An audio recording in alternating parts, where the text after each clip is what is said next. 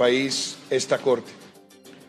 Vengo hoy con el deseo de contribuir al debate público y sobre todo de contribuir desde el punto de vista del Gobierno Nacional a lo que debe ser un principio de colaboración armónica para la protección integral de nuestra Constitución Nacional. Es cierto que hoy nos convoca, apreciado magistrado Rojas, reflexiones profundas sobre la sentencia T-236 del 21 de abril del año 2017. Pero espero, en esta intervención, elevar el contexto, invitar a los honorables magistrados a que hagamos todos una reflexión sobre la defensa, la protección del orden constitucional, en el marco, por supuesto, de la decisión que tomó la Corte, pero pensando, ante todo, cuál es el verdadero debate. Yo quisiera plantear respetuosamente que esta no es una discusión sobre un herbicida. La verdadera discusión es sobre la amenaza y los riesgos que enfrenta hoy nuestro país por cuenta del crecimiento vertiginoso en los últimos años de los cultivos ilícitos y las consecuencias que esto trae para el orden público, la seguridad nacional, la protección y el tutelaje de los derechos fundamentales de los colombianos, especialmente de aquellos más vulnerables que habitan las zonas que por años han tenido una presencia de cultivos ilícitos y que se han acentuado en los últimos años. Yo quisiera empezar haciendo una reflexión también a la luz de lo que ha sido la jurisprudencia de la Honorable Corte Constitucional en lo que tiene que ver con la defensa del orden público. Porque el pasado 7 de agosto juré como presidente de los colombianos defender integralmente la Constitución y es justamente en esa defensa integral donde la protección de los derechos fundamentales parte también de la capacidad efectiva que tenga el gobierno para hacer efectivo el control del orden público. Y esta honorable Corte, en la sentencia C-813 del 2014, dijo lo siguiente: el orden público no debe entenderse como un valor en sí mismo, sino como el conjunto de condiciones de seguridad, tranquilidad y salubridad que permitan la prosperidad general y el goce de los derechos humanos. Dicho eso, apreciados magistrados, no nos digamos mentiras. Desde el año 2013 al 1 de agosto del año 2018, el país tuvo el más rápido crecimiento de su historia en cultivos ilícitos. Prácticamente se quintuplicaron los cultivos ilícitos en el país.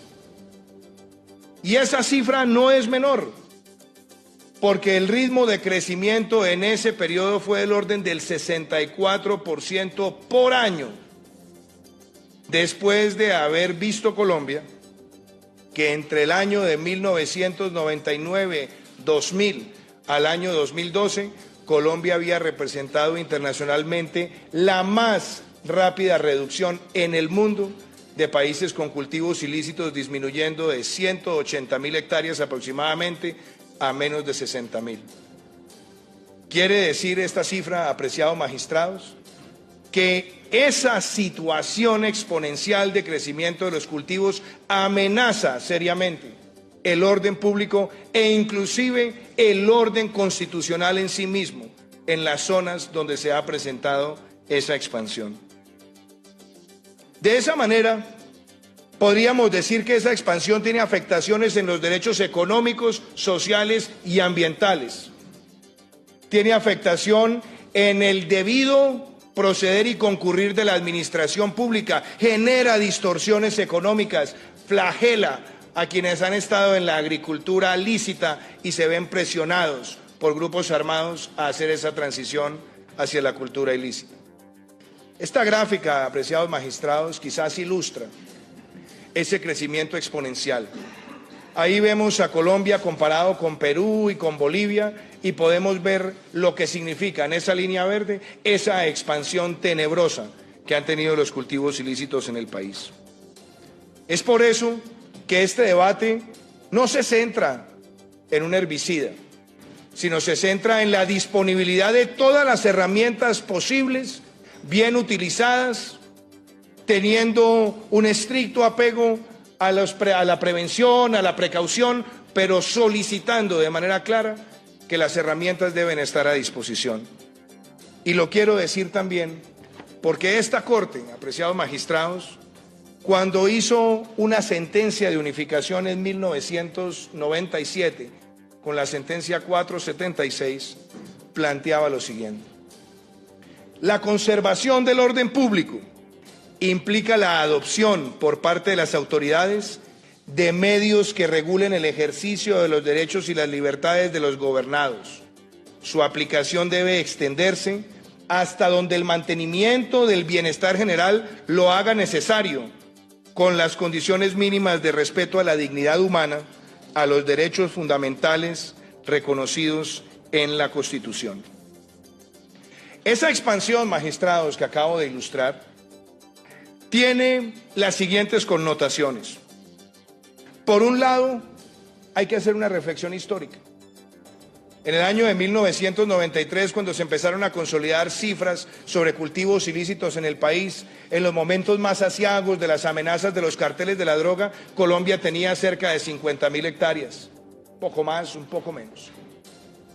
Después llegamos a 180.000 aproximadamente en el año 99 y logramos la reducción hacia el año 2012, un poco menos de 60.000.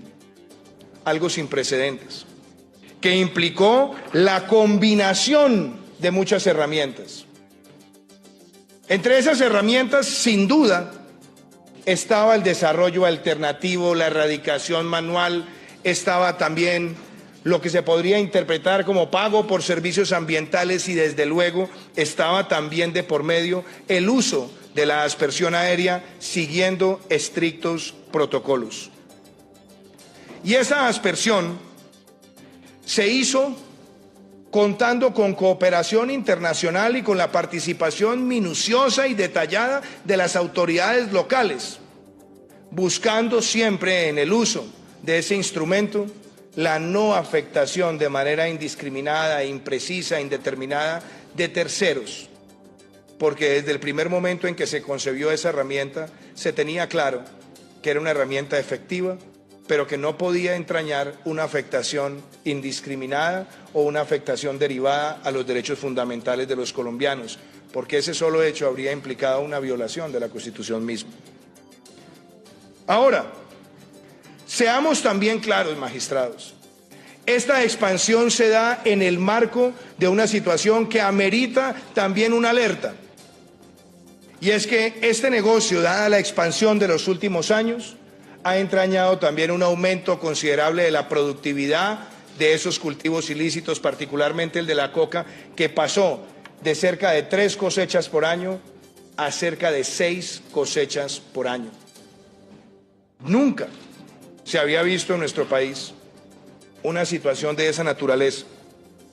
Y se ha rechazado el uso de un herbicida que además en el contexto más general en el país, en el año 2014, con los usos que tenía, apenas representaba una parte mínima de los usos que tiene ese mismo herbicida para otros fines agrícolas en el territorio nacional. Y si bien algunos han tratado de centrar el debate sobre ese herbicida, aquí poco se habla de los 4.130.000 litros de ácido sulfúrico que llegan a la selva tropical húmeda de Colombia para la producción de cocaína. Poco se habla además de los 3 millones de litros de amoníaco. Poco se habla de los 248.000 litros de ácido clorhídrico. Y poco se habla de los 102 millones de galones de gasolina o los 1.4 millones de sacos de cemento que se utilizan para la cadena criminal de la producción de cocaína, como lo ilustra esta gráfica. Es decir, que si el debate gira en torno al uso de químicos o al uso de herbicidas, también deberíamos tener en consideración cuáles son los usos indebidos de químicos indebidos en el territorio nacional que también están produciendo una afectación estructural a nuestra selva tropical húmeda.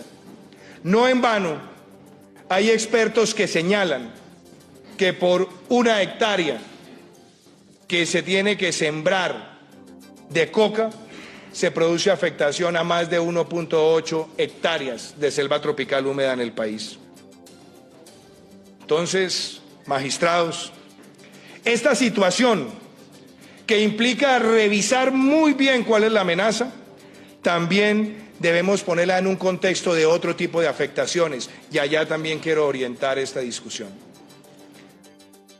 Este negocio del narcotráfico, ese crecimiento exponencial de los últimos años, también entraña un negocio que puede estar trayendo al país de manera indebida cerca de 14.000 millones de dólares en economía ilegal, que implica lavado de activos, distorsión económica, que implica contrabando, que implica economías criminales y que por supuesto también termina generando una cadena abierta con otras estructuras criminales como la de la minería ilegal. Esta amenaza es grande y ahí podemos ver en esta gráfica, magistrados, cómo la línea oscura implicaría los ingresos producto del tráfico ilícito de drogas y la línea inferior más clara muestra lo que se ha logrado contener en el flujo de esos recursos producto de las herramientas de interdicción, de afectación del lavado de activos o de extinción de dominio. Es decir, esta discusión ya no está centrada en un herbicida. Aquí estamos hablando de una afectación a los derechos económicos y la gran afectación que se produce en el territorio cuando llegan esas economías ilegales a distorsionar, generando también una corrupción institucional tenebrosa, preocupante, con la posibilidad también de invadir las instituciones democráticas. No se entiende entonces por qué el debate para algunos no implica reconocer estas afectaciones. Y mi labor como presidente de la República es acatar las directrices que ha dado la Corte Constitucional, pero también debe ser la de proteger todo el orden constitucional en el país y plantearle a esta honorable Corte que la evolución que hemos tenido en los últimos años amerita una reflexión adicional. Y esa reflexión también implica que planteemos qué fue lo que se hizo bien cuando Colombia tuvo esa rápida reducción, consistente reducción, sostenible reducción de los cultivos ilícitos. ¿Cuáles fueron las herramientas que se emplearon y cómo se emplearon? Y ya se los dije. Se empleó la erradicación manual, se empleó el desarrollo alternativo, se empleó el pago por servicios ambientales, pero se utilizó con las debidas precauciones y con los debidos protocolos un mecanismo de aspersión que, entre otras cosas, quiero traerlo a colación de ustedes para que hagamos una reflexión sobre la eficiencia. Los grupos manuales de erradicación en el país pueden estar erradicando al día entre 2 y 3 hectáreas. La aspersión puede producir un efecto entre 120 y 150 hectáreas día. Y la erradicación manual, que es uno de los métodos que no hemos renunciado a su utilización, es 2.65 veces más costosa que la erradicación aérea con aspersión. Eso, por supuesto, magistrados, también tiene que llevarnos a la reflexión de si hay o no hay falsos dilemas en esta discusión. Porque el debate público muchas veces ha apelado a los falsos dilemas, y yo quisiera referirme a algunos de ellos. Medio ambiente versus aspersión. Es cierto que existen múltiples actividades humanas con riesgos. Es cierto que existen también múltiples herbicidas que se utilizan para la producción agrícola a nivel mundial, que tienen ese debate de manera constante. ¿Cuál es la labor? Sí, la prevención, tomar las precauciones, advertir los mejores usos, Pero si el debate es aspersión versus medio ambiente, es necesario que también tengamos en cuenta el daño ambiental estructural que generan los cultivos ilícitos en nuestro país, con la selva tropical húmeda y con el uso de químicos que ya describí. También me parece importante que se considere que son los protocolos y los mecanismos de uso los que pueden mitigar, no solamente en el caso de los cultivos ilícitos, sino también de los cultivos lícitos, el uso de cualquier herbicida. Esa ha sido una discusión en la política agrícola en muchos lugares del mundo y Colombia no puede ser la excepción, mucho más cuando consideramos que el herbicida, motivo de gran controversia, es apenas el 5% su uso en cultivos ilícitos de lo que se utiliza en todo el país. Es decir, el uso del herbicida en controversia tiene una utilización porcentual estructuralmente orientada hacia los cultivos lícitos. Y por eso hay que tener mucho cuidado con el falso dilema. Otra discusión se ha centrado en qué es coca o nivel de vida o ingresos de vida. Porque se ha tratado de sembrar la idea que quienes están dedicados a ese cultivo lo hacen bajo condiciones famélicas, encontrando allí la única oportunidad. No nos digamos mentiras, apreciados magistrados. El crecimiento que ha tenido esta expansión acelerada de cultivos ilícitos muestra que esta es una industria de carácter criminal que cuando llega también a las regiones amordaza, amenaza y afecta los derechos de los propios campesinos, porque los obliga, los ciñe, los lleva a un yugo donde está presente es la capacidad de influencia criminal de quienes tienen el control sobre esos territorios. Y por supuesto nosotros no hemos rechazado jamás ninguna herramienta adicional, complementaria e inclusive en muchos lugares dándole prelación, porque entendemos que hay que buscar la sustitución de las economías ilícitas por las economías lícitas, con proyectos productivos en el territorio y el acompañamiento de toda la política social del Estado. Aquí no estamos hablando ni de la bala de plata ni del único mecanismo, lo que estamos hablando es del uso en conjunto de todas las herramientas, apelando a las que tengan también más capacidad de eficiencia. Después se ha dicho también otro falso dilema. Aspersión y sustitución son antagónicos. No es verdad. No es verdad. Lo que se debe hacer y lo que se puede hacer y lo que estamos llamados a hacer es enfrentar este flagelo con todas las herramientas y hacer esa sustitución de economías ilícitas a economías lícitas de manera integral. Y eso no quiere decir que nosotros no podamos ser más efectivos en algunos lugares del territorio, quizás con el desarrollo alternativo, quizás con la erradicación manual, pero también debemos reconocer las terribles afectaciones que se presentan frente a los grupos manuales de erradicación cuando tienen que enfrentarse a campos minados o a francotiradores desde las montañas, como lo vamos a ver a continuación con la siguiente gráfica. Hay una constante afectación a las vidas, a la integridad de muchas de las personas que se dedican a esto. Entonces, en lugares del territorio, la labor de proteger también la vida de quienes están prestándole ese servicio al país implica reconocer que hay un daño que debemos enfrentarlo con todas las herramientas y la aspersión no puede dejar de ser considerada como una herramienta efectiva. Y quiero además decir esto. Enfrentar el narcotráfico, señores magistrados, enfrentar este fenómeno que tiene hoy Colombia, producto de lo que ha ocurrido en los últimos años, también implica la defensa de la paz en virtud del artículo 22 de nuestra Constitución Nacional. Porque aquí, como lo dice también la Honorable Corte Constitucional en la sentencia C-214-2017, no obstante la generalidad del deber social de propender al logro y mantenimiento de la paz, la rama ejecutiva es la principal responsable de cumplir con la obligación de adelantar los medios pertinentes y necesarios para proteger la seguridad de los habitantes del territorio nacional. Magistrados, no se pueden limitar las herramientas. Limitar el uso de las herramientas ante este fenómeno, ante esta amenaza, puede afectar la capacidad misma del Estado de proteger la integridad territorial y los derechos de muchos colombianos. Pero ustedes se preguntarán, ¿cómo ocurrió esto? ¿Cómo llegó el país a esta situación? ¿Qué se hizo mal? ¿Cuáles son los problemas que han envejecido mal? Y quiero ser claro, esta no es una discusión ideológica. Esta no es una discusión antagónica entre el gobierno actual y los gobiernos anteriores. Esta es una discusión factual y orientada a la defensa integral de la Constitución Nacional.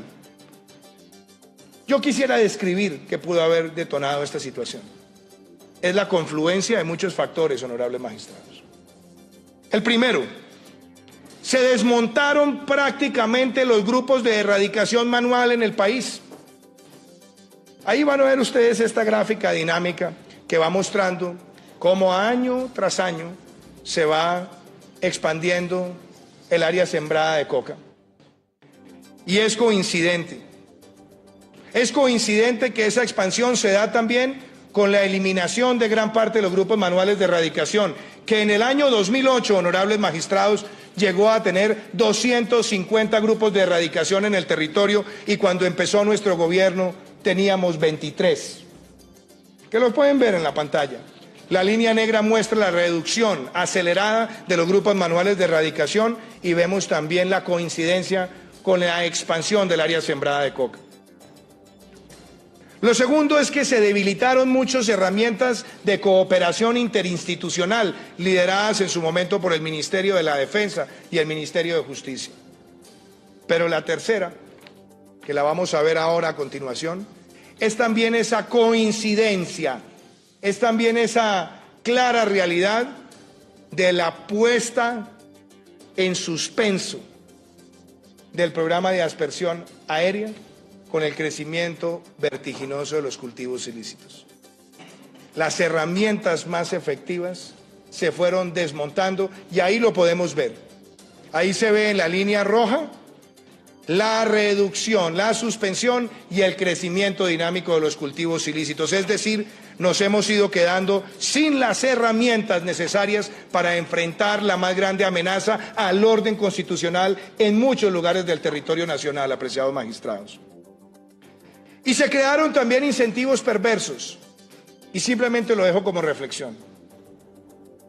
Si nosotros estamos ofreciendo dinero de manera indeterminada en el tiempo para que se pague por la erradicación, hay un doble incentivo perverso. El primero, el sembrar y comercializar lo sembrado. Y el segundo, recibir el dinero por desmontar lo ya sembrado. Por eso es muy importante que se acotaran los tiempos, las listas y el número de beneficiarios, porque de lo contrario estaríamos generando una invitación flagrante, amenazante, para que el país siguiera viendo expandir el área sembrada de cultivos ilícitos. Y yo no puedo dejar de mencionar también dos aspectos. Es un aspecto que tiene que ver con organizaciones criminales en países vecinos, donde nosotros podemos ver las graves trazas que hay, porque en esos países se ha sido permisivo con las estructuras del narcotráfico, por no decir que en su territorio tienen además socios de grupos armados organizados que trafican con droga. Esta gráfica muestra las trazas en rojo de lo que son las rutas del narcotráfico por la costa del Pacífico, por el litoral. Pero también muestran en amarillo las trazas aéreas y también trazas marítimas desde Venezuela, que son además reconocidas internacionalmente por todos los institutos que monitorean el crimen organizado a nivel mundial. Y eso también amerita que hagamos la reflexión: ¿por qué no se denunció en su momento? ¿Cuáles fueron las herramientas a las que se apeló para mostrarle al mundo y exigirle además a ese país que no alimentara esas estructuras criminales en Colombia? Y tampoco puedo dejar de mencionar, apreciados magistrados, la presencia peligrosa de carteles mexicanos en nuestro territorio, que los hemos ido enfrentando, sí, los hemos ido enfrentando con determinación, pero también en los últimos años, con ese crecimiento exponencial, aumentaron su presencia en lugares del territorio colombiano. Ante esta descripción, yo tengo la responsabilidad de venir a esta corte y decirles qué hemos hecho, cómo hemos actuado y hacia dónde queremos orientar la acción del Estado. Y cuáles son las afectaciones integrales que trae este fenómeno para Colombia. Y ahí también quiero detenerme. Porque si pensamos en la visión integral, yo necesito dejar claro que aquí también hay problemas de salud pública que nos llevan a ver a Colombia ya no solamente como un país que comercializa estupefacientes, sino como un país donde el consumo se ha convertido también en una amenaza para muchas familias colombianas, para nuestra juventud. Las cifras del Observatorio Nacional de Salud indican que en los municipios donde tenemos mayor presencia de cultivos ilícitos, hay 82% más probabilidades de morir por violencia. Y eso es un problema de seguridad, pero también es un problema de salud pública. ¿No nos preocupa eso? Claro que nos tiene que preocupar y por eso la visión debe ser integral.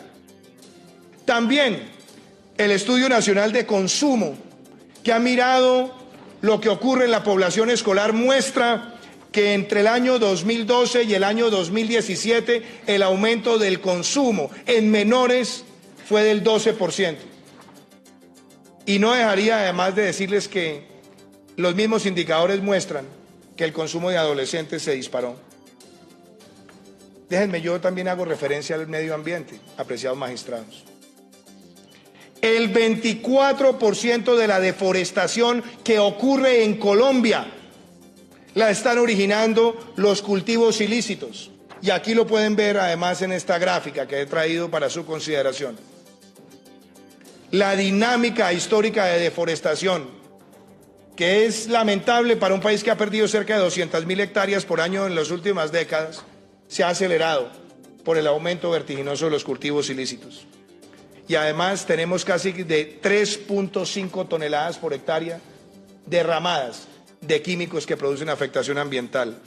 Y si me permiten decirle algo todavía más escabroso, en los últimos años se ha visto ya presencia en el 30% de los parques nacionales de Colombia de los cultivos ilícitos.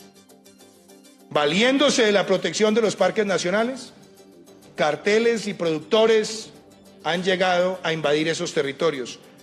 Y ni qué decir también de la forma inclemente y violenta como la que han tratado de emplear para llegar a los resguardos de los pueblos indígenas, afectando su cosmovisión y el tratamiento excepcional que les da la Constitución Nacional.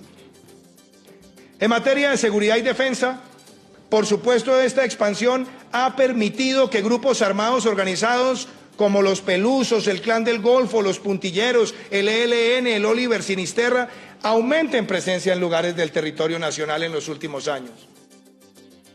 Y enfrentar este fenómeno también significa quitarles a ellos la principal fuente de ingreso. Y la principal fuente de ingreso que la utilizan complementariamente para otras actividades criminales, como el uso indebido de la minería, los vertimientos indiscriminados de mercurio en muchos de los ríos de Colombia. Y también quiero plantearles esto, apreciados magistrados. Lo que ha venido ocurriendo con los líderes sociales nos duele a todos los colombianos, porque amenaza nuestra democracia, porque amenaza la libertad de expresión, porque amenaza la libertad de asociación. Y aquí quizás quisiera ilustrarles que en los municipios donde hay más presencia de cultivos ilícitos, se ha generado una mayor presencia de crímenes y de amenazas contra los líderes sociales de nuestro país. Entonces, aquí estamos ante la afectación de los derechos fundamentales y la afectación del orden institucional en el territorio. ¿Qué hemos hecho? Y aquí quiero precisar cuál es la labor del gobierno. Primero, cuando empezó nuestra administración, le dijimos al país que queríamos enfrentar este flagelo de manera integral y hemos lanzado 3 políticas públicas. Ruta Futuro, para enfrentar el problema de las drogas de manera integral, desde salud pública hasta la afectación grave y necesaria de esas estructuras criminales. La política de paz con legalidad, para que quede claro que nosotros estamos con el firme convencimiento de hacer una implementación que permita la reincorporación de las personas que genuinamente están dejando la violencia y que quieren hacer una transición hacia una vida de convivencia. Y hemos lanzado una política de seguridad nacional que vela por... Muy bien, es la exposición, los argumentos del presidente Iván Duque sobre este tema, si debe reanudarse, si debe volver la aspersión con glifosato en contra de los cultivos ilícitos. Pues obviamente es una de las alternativas que está exponiendo el presidente Iván Duque ante la Corte Constitucional. Esa es la posición del gobierno. Se espera también el pronunciamiento y la exposición por parte de los órganos de control, del fiscal, del procurador, y también están invitados a esta audiencia pública el expresidente César Gaviria, el expresidente Juan Manuel Santos, que harán su explicación y también su argumentación más adelante. Recordemos que fue el expresidente Juan Manuel Santos quien tomó la decisión, después de también presentar sus argumentos ante la Corte Constitucional, de suspender las aspersiones con glifosato sobre los cultivos ilícitos. Sin embargo, ahora la discusión es si deben volver ante el aumento de esos cultivos en nuestro país. Vamos a estar muy atentos a lo que está sucediendo en la Corte Constitucional en medio de este debate muy interesante, importante y de coyuntura para el país. Recuerde que toda esta información usted también la va a encontrar en www.cablenoticias.tv y nuestra cuenta de Twitter @cablenoticias. Pero no solamente nos hemos quedado ahí.